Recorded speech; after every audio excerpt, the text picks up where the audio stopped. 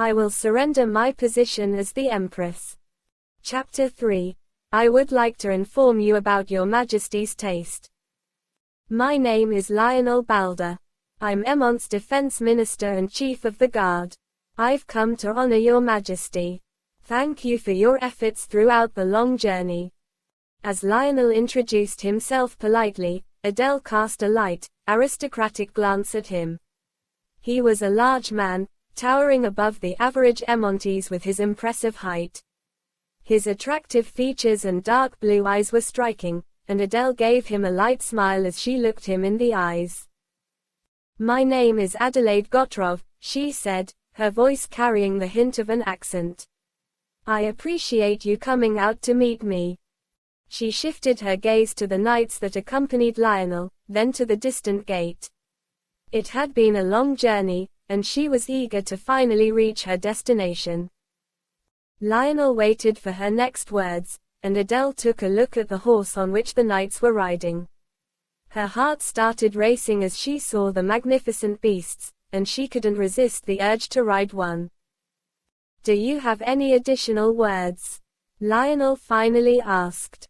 Why? Adele turned to face Lionel, her tone of voice mingling with the question. He then examined her clothing, taking note of the exotic skirt and pant combo.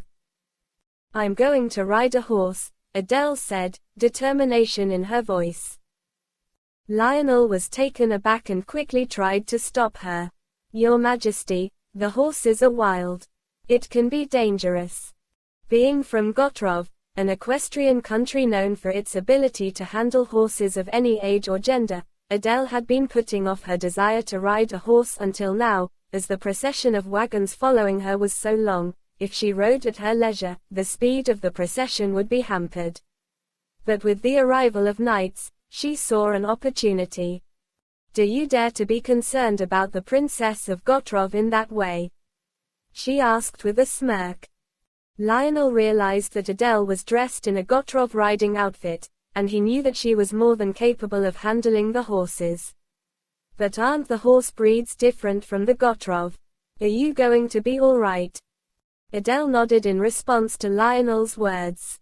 Don't be so concerned, she said, turning to face the horse and began walking towards it. Considering her momentum, she realized she'd have to ride without any backup horses. Lionel quickly followed her, and Adele easily determined which horse was her spare after observing the horses with her eyes. That horse has no owner yet, Lionel said. He signaled the knight waiting behind him to bring him her footrest, despite already having an intuition that she wouldn't need one. Adele had already reached her horse, while the knight, upon hearing his signal, dashed to find a footrest. The people around them grew concerned. It was because the foreign princess appeared small in front of the enormous horse. Lionel spoke to Adele while expertly controlling the horse's reins. Please wait while I bring a footrest, he said. With a confident smile, she reached out to gently stroke the horse's face, feeling the warmth of the animal's body on her palms. Perhaps I can assuage your fears a little, she said to Lionel. What do you mean? I don't need a footrest. In a flash, she was astride the massive horse, eliciting gasps from those around her. Lionel looked up at her in shock, but Adele was in her element. She expertly steered the horse, her small frame commanding the beast with ease. I'll have to sprint to that gate now. Come with me, she said to Lionel, a hint of a challenge in her voice. Lionel quickly mounted his own horse and rallied his knights to follow. Everyone, get on your horses and look after Her Majesty, he ordered.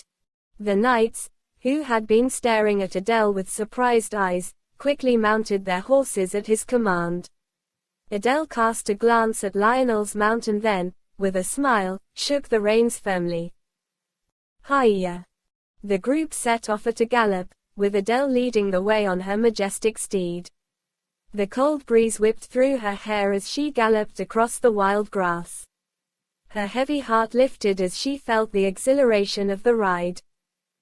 The knights following behind her were in awe of her riding skills, struggling to keep up with her. Only Lionel Balder was able to match her pace, his gaze locked on her fluttering dark hair. Adele turned her head to glance at Lionel as he caught up to her side. Their eyes met and the sun beat down on them. Together, they led the knights towards the capital city wall of Echmont. As they approached the grand castles, Adele slowed her horse. She knew that horseback riding was equal for men and women in Echmont, but entering the palace in her current state would be inappropriate. Lionel and the knights came to a halt as Adele came to a stop. Lionel noticed her hesitation, but Adele was lost in thought. "Do you want to switch to a carriage?" Lionel asked Adele as they noticed a procession of wagons and carts in the distance. Adele nodded, feeling guilty for how fast they had been riding earlier. "You don't have to come so fast," she murmured. Lionel couldn't help but look at Adele's flushed cheeks, glistening with sweat. He quickly turned away as the procession of wagons and carts approached. Adele gracefully dismounted her horse and thanked Lionel for his assistance. "It gave me a breather." "Thank you," she said as she took her seat in the carriage. Lionel reached out to assist her, but she had already settled in. He took a step back and watched as the carriage door closed, a faint laugh from Adele still ringing in his ears. He turned away and walked, but something made him stop and glance back at the carriage. Lionel shook his head, trying to push the image of Adele's golden eyes out of his mind. He knew he had to let it go. With the help of her maid, Adele had changed into an elegant dress fit for a queen. She stepped out of the carriage and took in her surroundings. The grand castles of Echmont loomed in the distance, their turrets reaching towards the sky. The sun was setting, casting a warm glow over the city. Lionel Balder appeared to have completed his role. Adele was led to her designated room by a palace attendant. The next day, she was to participate in the traditional hospitality customs. As the future empress, it was expected that she undergo the formal eye-stamping ceremony. Despite her exhaustion from months of travel, Adele greeted her visitors with a political smile. As the day went on, Adele grew increasingly irritated by the never-ending stream of guests. What irked her the most was that the emperor, the representative of Echmont, had not even made an appearance. The greeting ceremony had begun early in the morning and lasted well into the afternoon, yet there was no sign of the emperor. Adele's lips curled into a forced smile as she gazed out the window. She could no longer sit idly and be kept waiting. Rising from her seat, she declared, "I am exhausted. I would like to take a warm bath and then go to bed. If any visitors arrive, send them away and tell them to return tomorrow." The maid bowed politely and acknowledged Adele's command with a clear and respectful manner. Adele retreated to her chambers, her mind heavy with frustration and disappointment. Adele emerged from her bathroom, her body relaxed from a long soak in warm water. She was ready to sink into her bed and drift off to sleep, but as she entered her bedroom, she was met with an unexpected visitor. A woman, sitting on the sofa, rose and bowed politely to her.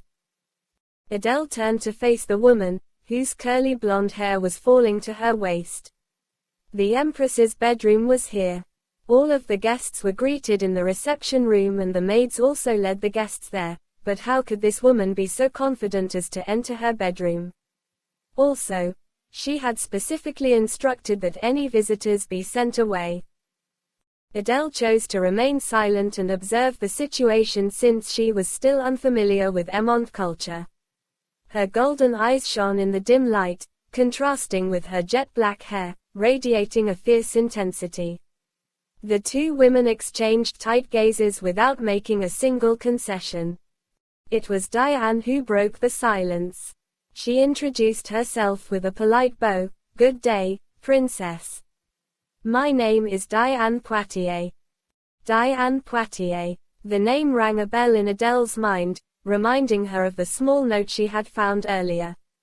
Adele tilted her head and smiled, walking past Diane and sitting down at her dressing table. "My hair is soaked. Please come and dry my hair," Adele said, gesturing to her attendant to come over and dry her hair.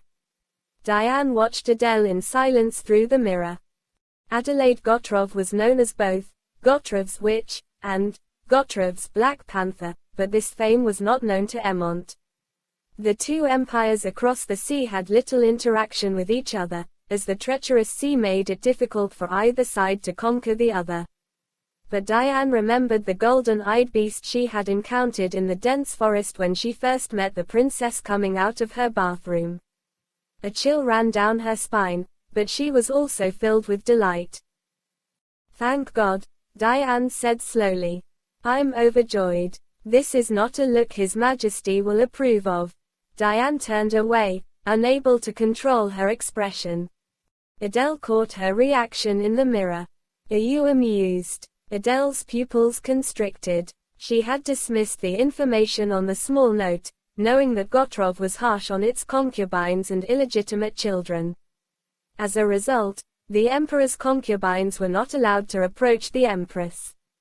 But Diane's visit in this manner was a different story.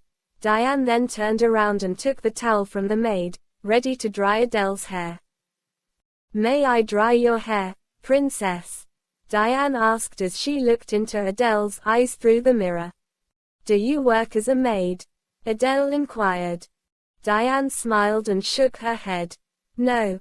No." "Then why are you offering to dry my hair?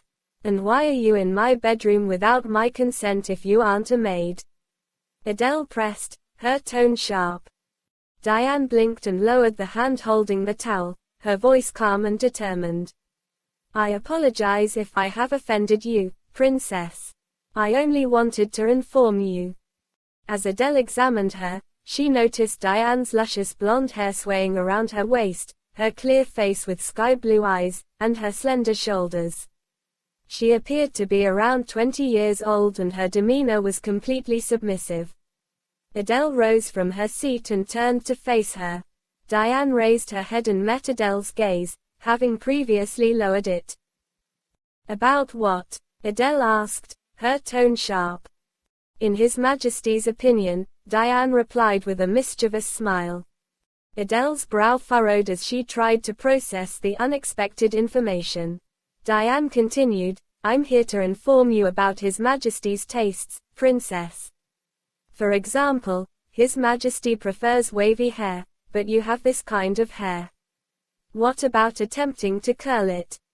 Diane's words and concerned tone deepened Adele's annoyance. The journey to Echmont was nothing less than an exile for Adelheid Kotrov, and it implied that she did not come because she wanted to. Adele locked her gaze on Diane before raising her lips and smiling. Her golden eyes glowed as her pale cheeks and contrasting red lips slanted. Diane's handmaiden, who was standing nearby, was alerted to the situation, but she didn't move.